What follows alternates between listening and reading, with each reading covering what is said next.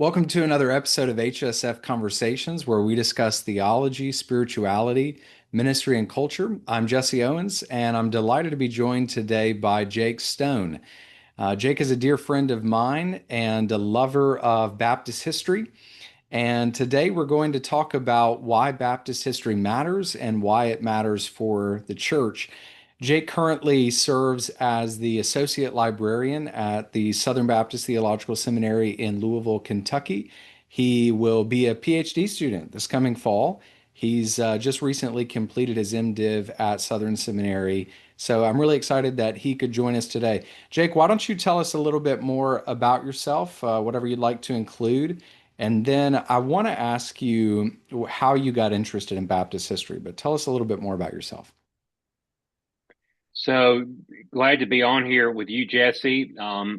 People might know that you and I co-host a Baptist history podcast, and usually I'm the one doing what you're doing right now. So this is a very strange. In fact, when we first started the show, Jesse was doing the intros, and after three, said he didn't want to do it anymore. So Well, we're I took not we're over. not all as natural, of speakers as you are. So I had Or to, as Jesse says, I have the gift for gab. That's yeah, what I had that's how to, he puts it. I was trying to be humble and hand over the reins to the guy with the gift of gab. Yeah. So, but it's great to be on here. Appreciate the work that HSF does. I'm originally from Mississippi, from Gulfport, Mississippi. So right there, I was going to say on the Gulf of Mexico because that's how I've been trained my whole life. But I guess for some these days it would be the Gulf of America now. And I pastored for over 10 years at two different churches there in Mississippi. Moved to Louisville in June of 2021 and am a member of the Reformed Baptist Church of Louisville. I go to the Southern Baptist Theological Seminary, and a member of the Reformed Baptist Church. I mean, why should we waste words? We'll just tell you what we are and who we are. Yeah. And I also now Jesse forgot one other degree that I'm working on right now, which is an MLIS, a Master in Library and Information Science. So I am a student right now, even though this is technically supposed to be a break time. Yeah. Um, so Jake mentioned we do co-host a regular podcast together. It's called Generally Particular. It's a production of the London Lyceum. And part of what we do on there is actually discuss Baptist history, Baptist theology.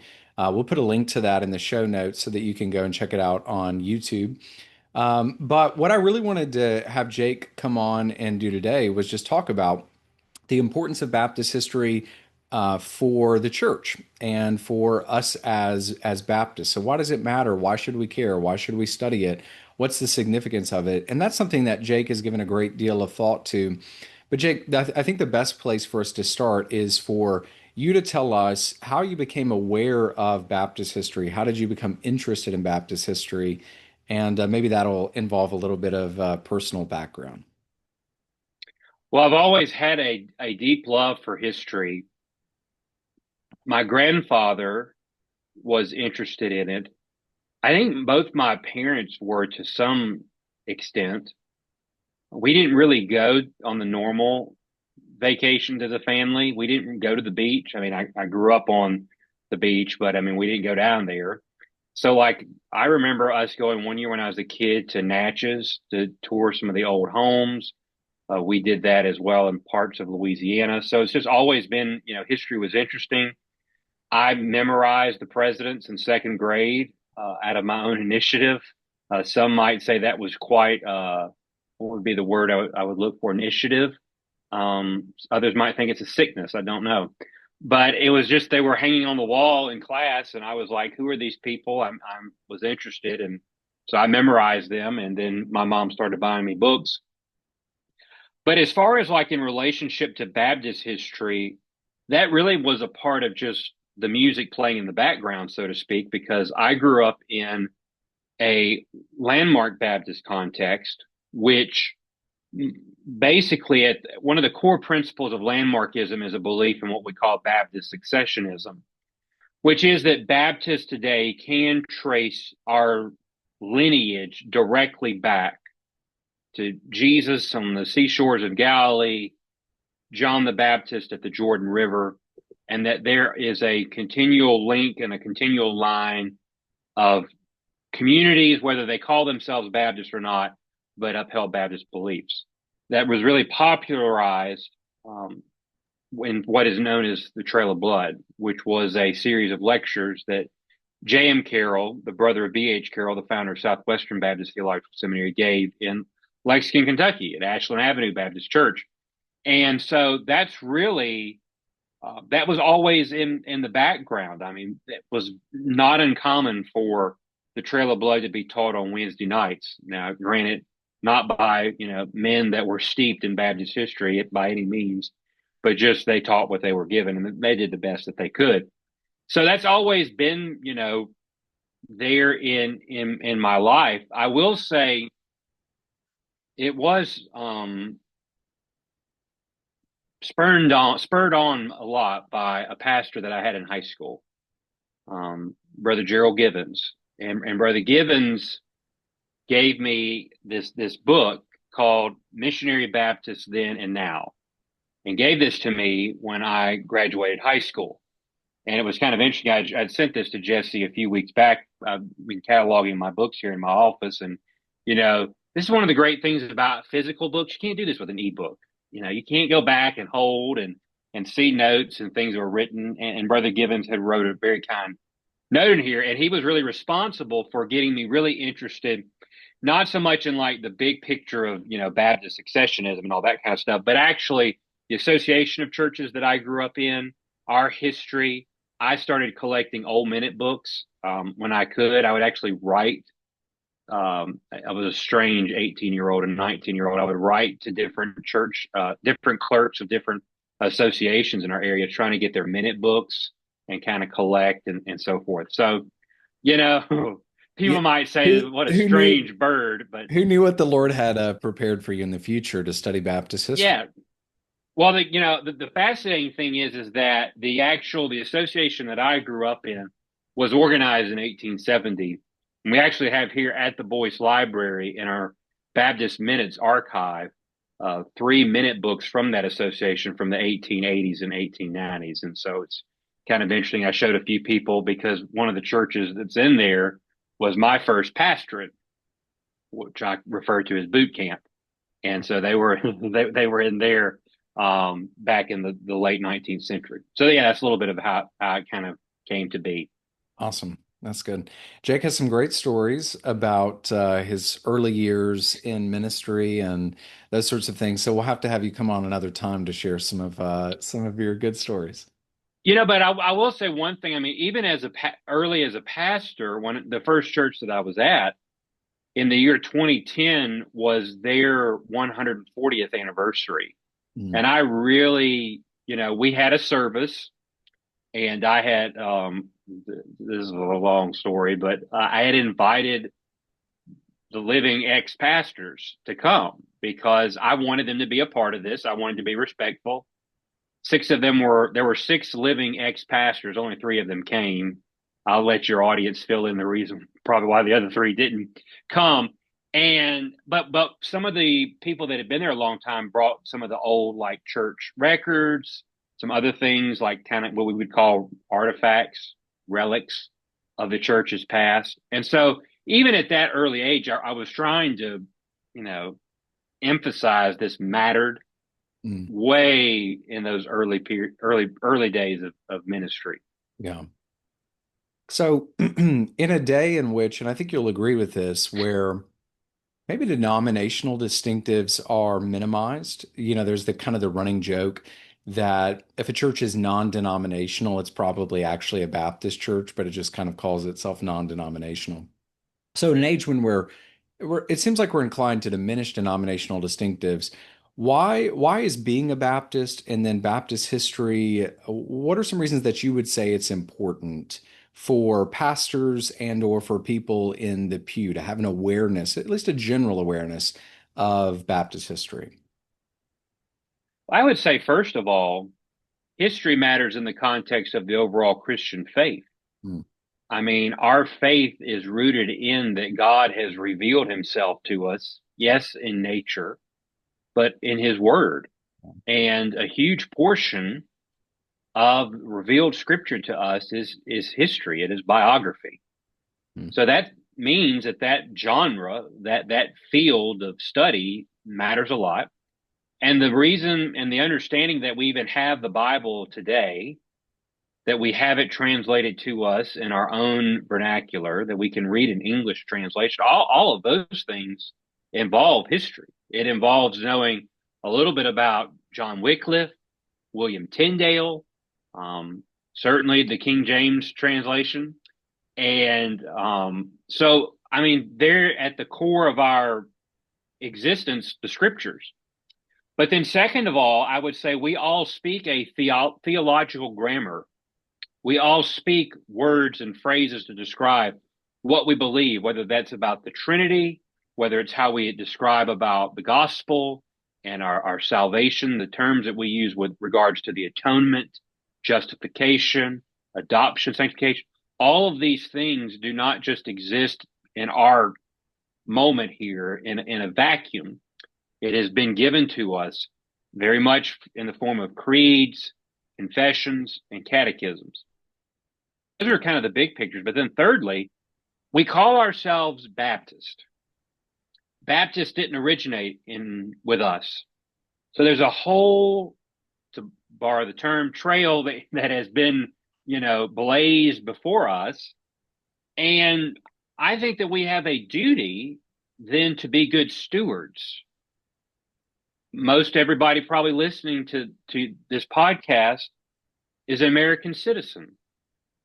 I hope that we all believe it's important. We're also recording this just a couple of days before the 4th of July. So, Mm. we're being patriotic here, but we believe we've got a right to be a good steward of our citizenship. Mm. That presupposes that we actually know something about the American story, the American experiment, why that matters. So that being a Baptist, I don't think that means then that to care about our tradition, to care about our identity and our distinctives is sectarian. And I think that's a lot of times the reason some people shy away from that is because it seems like I'm excluding these people away. And it's not that, but it's to say, I'm not an Anglican, I'm not a Presbyterian, and I'm not a Methodist. Their story is not my story.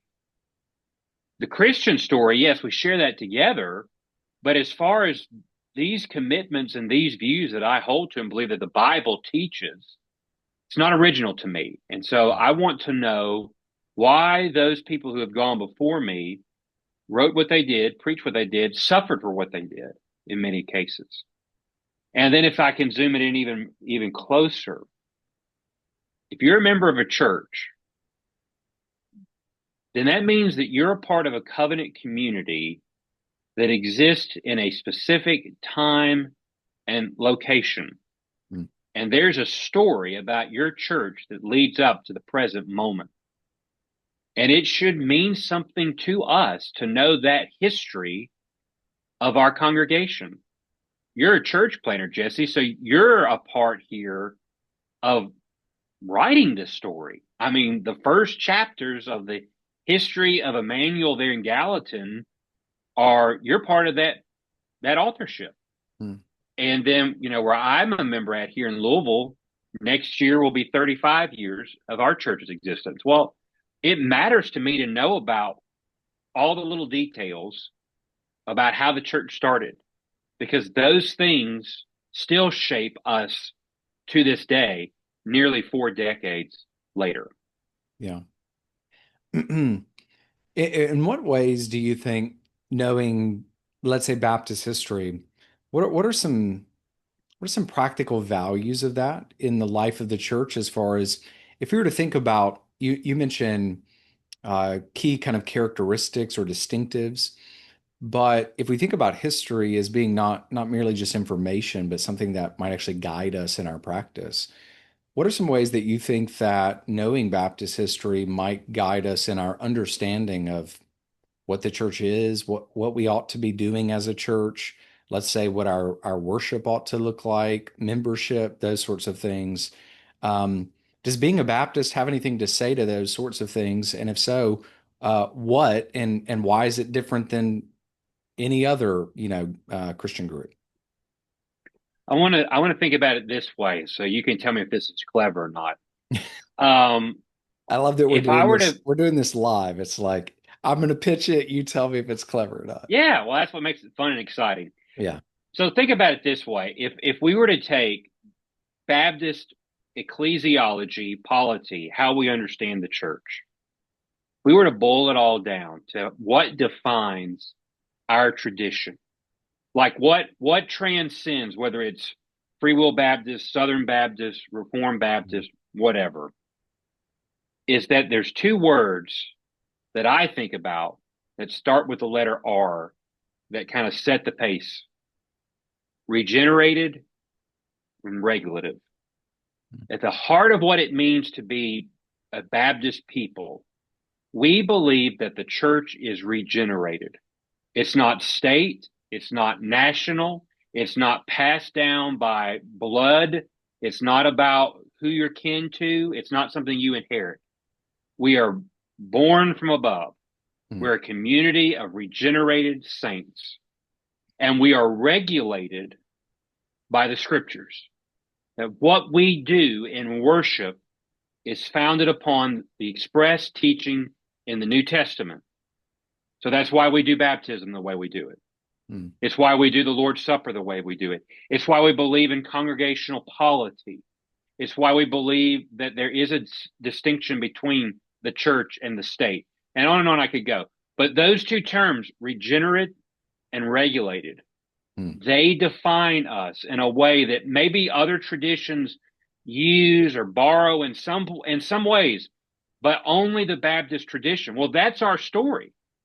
Whether I'm going back to Thomas Helwys or John Spilsbury or Thomas Grantham or Benjamin Keach or William Kiffin, if I move a bit later to Andrew Fuller, William Carey, Spurgeon, on to the present, the Baptist tradition has emphasized the regenerate church and regulative principle, the regulated worship, that how we do church is governed by the New Testament. And so when I go back and I see the arguments and the explanations from these men of old, the challenges that they faced are in many ways still challenges that we face to this day. So if I go back to them, they're my friends. And I go sit and have a conversation with them as I read them and listen to what they're saying. And that then is going to impact the way that we look at and view church life now. I think certainly there are many differences between what life was like in the 1640s in London and what it's like in, 2025, Louisville, Gallatin, wherever in the United States. But I would hope that if those men and women from those earliest days of Baptist life were to walk into our midst, there would be things that they watched and observed and said, I know exactly what that is and identify it with.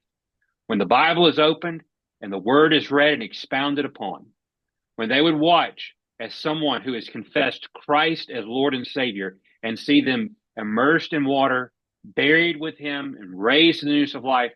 that man or woman from the 1640s could say, I know exactly who that is, what that is, and that's what I believe. Yeah. Those two R's. Now, is that good? Is I that good like or it. not? I like it. Thinking about what is the church? Okay, the church is made up of believers. It's a believers' church, and so Baptists believe in regenerate church membership. Who should be a member of a church? Only a person who has been born again, and then has received the covenant sign of baptism. That's who comes in the church. So regenerate church membership. And then where our gathered worship is guided by what we call the regulative principle. But the idea is just basically that um, our worship is regulated by what we find in Scripture. The way that we operate is seeking to be maximally in accordance with Scripture. No, I think those two R's are great. You should write that down somewhere. And, Jake having been a pastor from, the age of 18 years old or something like that, that you came up with two R's is not surprising either. Maybe it's a little more surprising that there were only two and not three, but two R's, that's pretty good. Well, it is 5:30 here, so my brain's a little tired. If we'd have Two, done this in the morning, I might have had three. yeah, yeah, you might add four. Jake, do you think there are some practical ways that we could, as let's say encourage our fellow pastors or as pastors? Are there ways that we can engage more in the study of Baptist history? And then do you think that it's possible to teach Baptist history within the life of the church? Can we actually talk about this stuff? And maybe what are some of the better ways to talk about it? I think first of all, if you're talking about your cooperation with other pastors, I think maybe, for example, it's, let's say if you wanted to, you're gathering as a group, maybe it's pick a figure from Baptist history to be your historical mentor. Hmm. And maybe you come together, I think about, because right over my shoulder here is the 3 volumes of the works of Andrew Fuller. Hmm. So maybe it's, let's read these works of Fuller and let's profit from it. Let's discuss it where we agree, where we disagree. What have we never thought about? Um, I already know where Jesse disagrees with Fuller on some issues. I have a But lot. I but have a that would lot of be, agreements with Andrew Fuller. I know. I tease you a little bit. Um, so that could be one thing. But I also think, like, let's say your pastor's in an association, would be very profitable for all of you to know what's the history of our association. How did we start? What's the background for why this area of the churches came together? What did we confess when we first associated Hmm. together? How did we do associational life? What are things over the course of our history have we done well? Maybe what have we done poorly? What are things that they used to do that we need to start doing again? So Yeah. that's something you could do with other pastors. In a church setting, I think doing wonderful biographical lessons Hmm. on key figures in Baptist life. And you know what? Make sure that you have men and women that you're teaching on. Yeah. I think sometimes, we can get so resistant because of how, well, let's just throw it out there. Things like DEI and all that kind of stuff. Because of how people may abuse something in that way, it makes us resistant, and think, well, if I teach on, women, that somehow that's liberal. That's that. No, don't think that way. The Baptist tradition is made up of men and women, and there are a lot of women for us to learn from who've Hmm. been used by God in marvelous ways for the building up of His saints. So I think, teaching the stories, Yeah. they're incredible. I mean, William Kiffin, William Carey. I mean, if you just really start, and now that's where the person that's teaching, you got to do a good job of kind of, reading and finding those fascinating facts, because nobody, look, I'm bored if a person does history and it's names, dates, and places, and that's it. Yeah. That is boring. Let And me go that's ahead. how a lot of people, Let me go ahead and testify to that. Jake means what he's saying. So if you're listening to this and you're thinking, history is boring and I can hardly stand it myself and I can't imagine asking other people to do the same. That's not what we're advocating for. So I can say, having been to academic conferences with Jake, I have sat with him and he's listened to history papers and he has said that was so boring. So he's not advocating for that. You need to think yeah, about what are ways that we can make this yeah, interesting and exciting. and it's to remember that all of us are three-dimensional beings. We all have complexities. We all have depth. Mhm. So do the people of the past. Yeah. And being able to kind of understand that and to glean from that, then when you teach it, that makes it interesting. All right, so I'll give you an example. Free tutorial here. So for Jesse, because he's still learning how to teach history. I I'm trying to help him. I appreciate Um, that. I've never said that about any of his papers. I promise you. I've not said that. Although last year at the conference we were at, I thought he was almost had to ask me to read his paper because he didn't have much of a voice. And I naturally said, well, that will improve your paper greatly if I just Yeah. read it for you. Yeah. Um, so like if I were to teach on William Carey, it would be boring for me to say William Carey was born in 1761. He died in 1834. In 1793, he sailed to India. Okay. But becomes a lot more meaningful if I share with people that William Carey was a pastor in England and he pastored in a rural context, and he was not just bivocational, he was quadruple vocational. He was having to do a lot of things to try to make ends meet. And one of those things was he taught.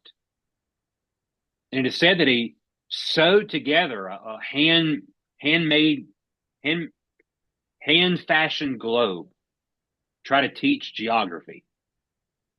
And that when he would teach geography, we talk about the nations, and he would weep Mm. in class as he thought about the nations and the peoples who had not heard the name of Christ and Oh. had not heard the gospel. Now, that brings in a lot more depth and interest into his story. And I think that's how you teach history. Yeah. Um, we could probably think of some pastors who have done this well. I have been really intrigued in the past, maybe by someone who's not always the best Baptist, so there might be a little irony here.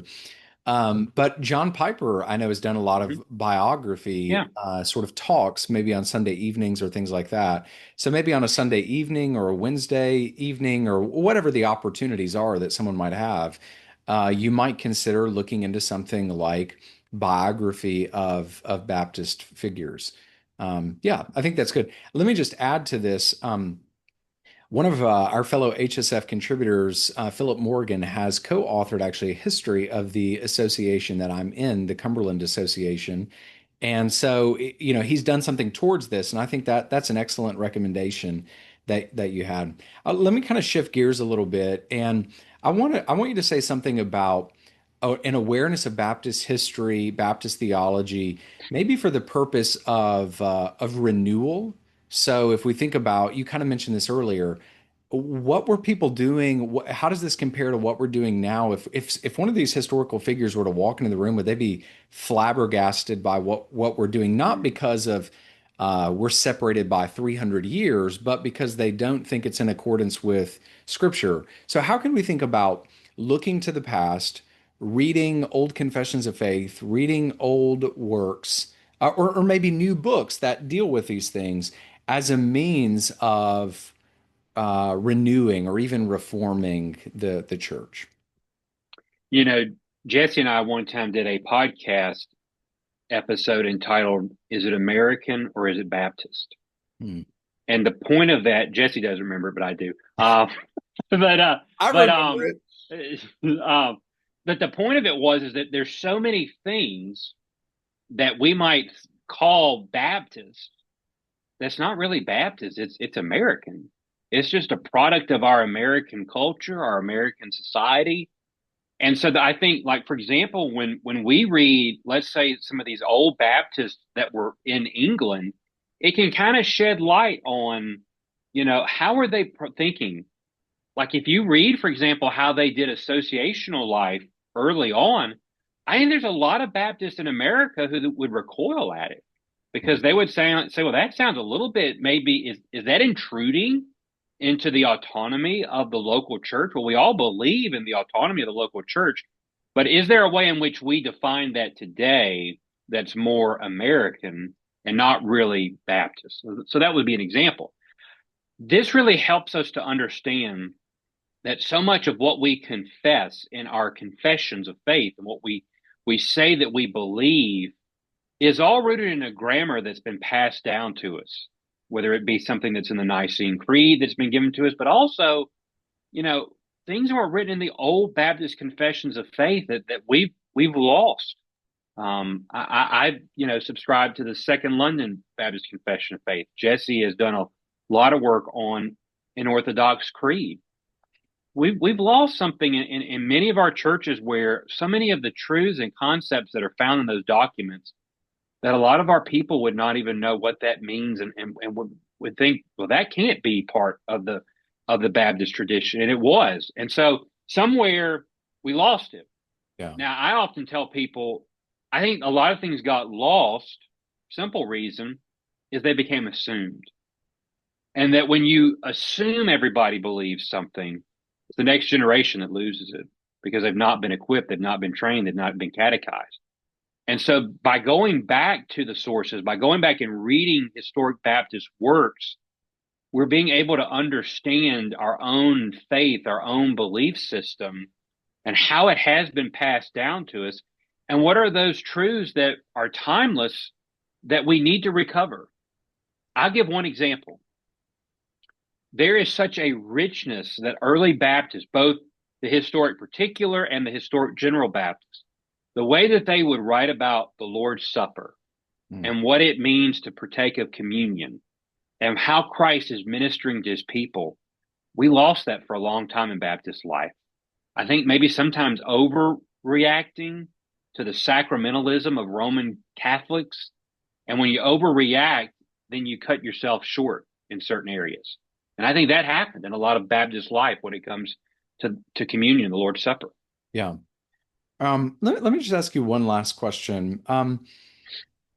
One of the things I think that you and I have both seen among people our age, maybe a little older than us, and even some younger than us, is there are many who are leaving Baptist churches and Baptist denominations, or maybe going Presbyterian or Anglican or Roman Catholic or Lutheran or something like that.